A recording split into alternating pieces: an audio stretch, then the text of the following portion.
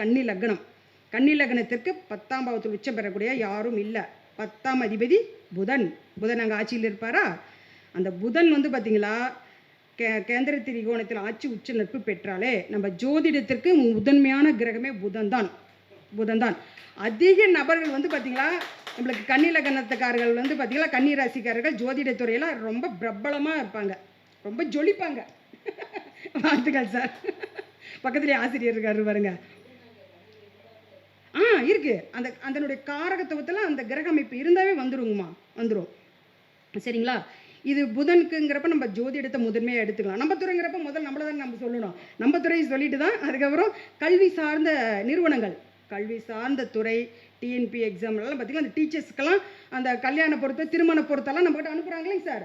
அத்தனை பேருமே வந்து பார்த்திங்கன்னா கன்னி லக்ன நபர்கள் தான். என்னம்மா ஒர்க்கு அப்படின்னா டிஎன்பி கோச்சிங் சென்டரில் மாஸ்டராக இருக்கேன், டீச்சர்ஸாக இருக்கேன்னு தான் சொல்கிறாங்க.